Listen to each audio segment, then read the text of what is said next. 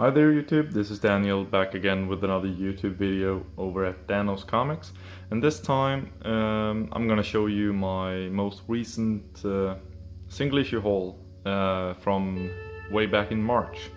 So I've pulled all my single issues together into one big haul, a bit late as usual, but yeah, let's start off with my DC books. I've been picking up Batwoman since they solicited it in last year, and I've been enjoying it as of late, especially with Fernando Blanco on art.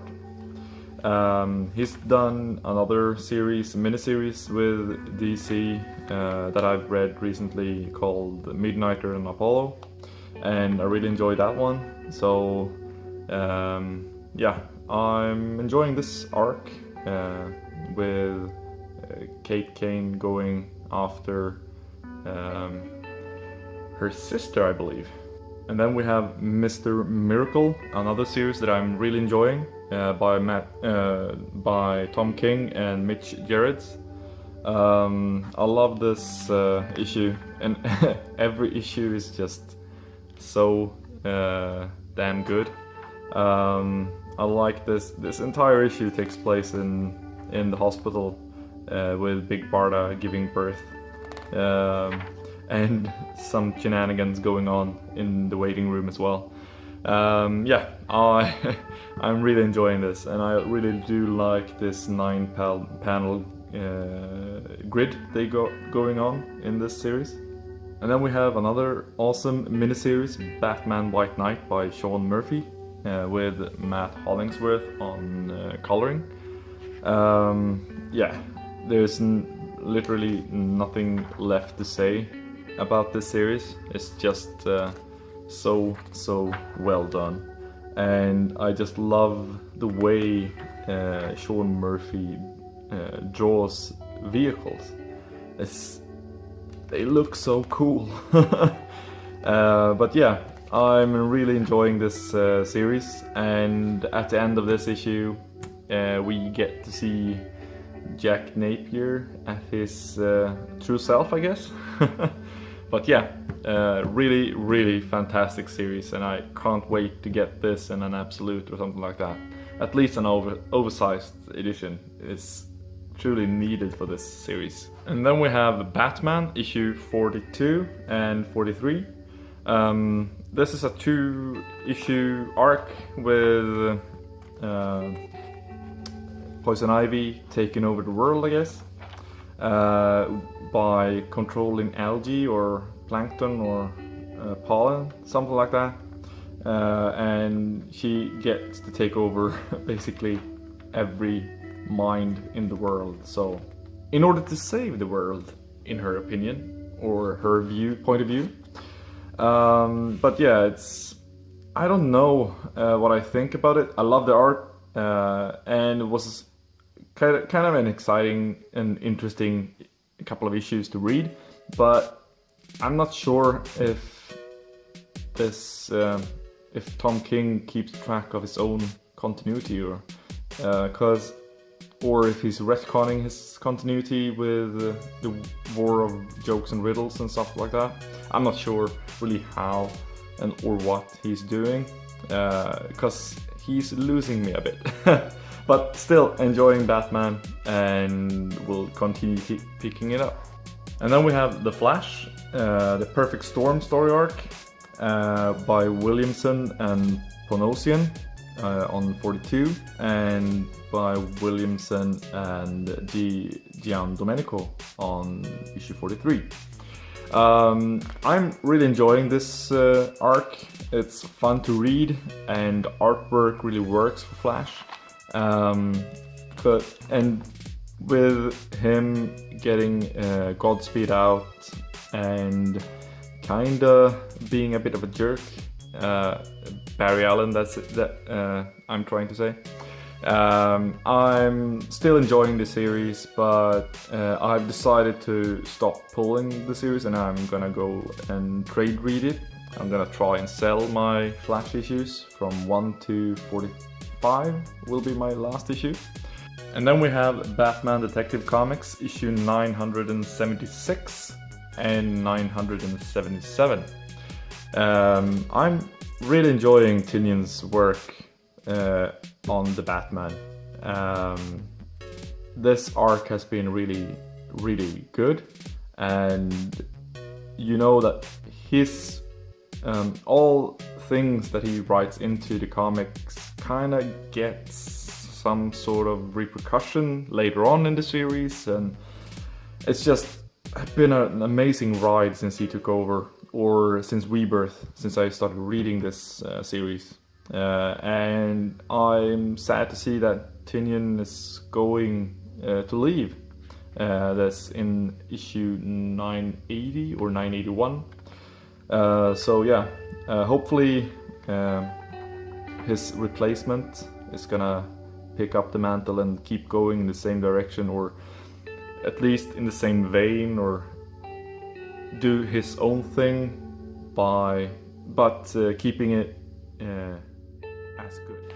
And then we get to She-Hulk, issue 163, and this one will be my last issue because they cancelled the series, and it's kind of helpful that they did, but I'm gonna miss the series because I've had a lot of fun with it. They kind of did what I expected them to do, kind of turn everything back into status quo for the next series, or for the relaunching of Marvel yet again. And then we have Hawkeye, issue number 16, and this has been a great series, a lot of fun, and I am gonna miss this series. Hopefully they're gonna do a sort of omnibus or a hardcover of this series, probably a hardcover since it's only 16 issues. Maybe they're gonna collect a couple of more issues, one-shots and stuff, to get it to become a omnibus-worthy volume. But yeah, I've been enjoying it. It's a lot of fun, quirky dialogue, and I can't wait to see what Kelly Thompson does next. And then we have Invincible Iron Man issue 598 by Brian Michael Bendis and Stefano Caselli with Alex Maleev on art. These three have been doing a great job, I think. I've had a lot of fun with this series, and everyone is looking for Tony Stark, and I love Alex Maleev's art. This is such great artwork to me, in my eyes. And yeah, I've been enjoying this. It's gonna be interesting to see with the milestone issue number 600, and number 600 is gonna be my last issue of this. And then after that, Dan Slott's gonna take over. But I'm just trying to stay away from Marvel in the single issues. I'm gonna keep reading Marvel in collected format instead, but as of now I've been trying to cut down on my single issues, so this is gonna go in May, I guess. And then we have a Boom Studio title, Grass Kings issue number 13, and they come in these prestige format covers, or these cardstock covers, which is really nice and neat. I love the artwork. I really enjoy this matte finish newspaper style paper. And in this issue, people are getting closer and closer to who might be the serial killer, or if there is a serial killer, and then FBI and the government are close to invading the Grass Kingdom, and some fighting ensue, and there are some explosions and stuff. I've been really enjoying this mystery book. Hopefully they are gonna be able to wrap it up in a satisfying way with issue 15. So there's 2 more issues to go and then it's over. Then we have Dr. Starr by Jeff Lemire and Max Fiumara with Dave Stewart on art. Max Fiumara has been drawing Abe Sapien, I think, for the Magnolaverse, as I call it, as many of us call it, over at Dark Horse. And this expands upon the world of Black Hammer, as it says on the top here. And this time around, I just fell in love with this series. From the first couple of pages, it's just phenomenal artwork. Works so well for the era that they are trying to depict here. And I just love the story. It's so heartwarming and so sad at the same time. It's just I have a loss for words about the series. It's just so great. And then we get into the Valiant part of the whole, and Ninjak issue number 5 concludes this story arc, this Ninja Files story arc, art by Thomas Diorello and Diego Rodriguez on coloring, I think. And yeah, I love Thomas Diorello's artwork. It's such a great style, and it works so well for Ninjak. But yeah, I am enjoying this. It's been a strong first arc with the different ninjas from different eras. And then we get a series called Man OWar by Matt Kindt and Ryan Bodenheim. Ryan Bodenheim is on art here, and I kind of warmed up to his artwork. It's working well for Man OWar. It's a lot more colorful than the previous about 10 or 11 issues, but yeah, it still is a really great series. A lot of fun, a lot of action, and it kind of sets a different style and tone with this artwork, which gives it a bit more light, and even though it's filled with drama and heavy heart, it's still really upbeat at times as well. Or at least that's how I see it. It's just an enjoyable read, and I can't wait to get to read the rest of it. And then we have Bloodshot Salvation by Jeff Lemire and Renato Guedes. And yeah, this is an experiment that I was a bit hesitant to, but it worked so well. It's basically told in this pitch black with this just dialogue and pitch black, because we are seeing the story through Bloodshot's eyes, and his eyes doesn't work in this issue, and at times we get these little lines and squiggles to enhance the story, but we are basically following his inner monologue, and I was just wow, blown away that so little could do so much in one issue. Yeah, it's just really interesting. And now we're getting into the image part of the whole, and we have Oblivion Song issue number 1 from Robert Kirkman and Lorenzo De Felici. And I really enjoyed it. If you want to know more of my thoughts for the series, be sure to check out my review of it. But yeah, I really enjoyed this issue, and I'm looking forward to seeing what they do with issue 2. And then we get another new image series called Gideon Falls by Jeff Lemire and Andrea Sorrentino, with Dave Stewart on coloring. I've been enjoying this issue, and the artwork, I think this is the 3rd collaboration between Jeff Lemire and Andrea Sorrentino. And this series or issue posts a lot of questions, and I am really intrigued because we get to follow 2 different characters I think we are gonna have two different point of views for the same story. And just a heads up, stay away from that barn. If you ever see that barn in the real world, stay away from it. But yeah, it's really interesting, and I can't wait to see what they are going to do with it.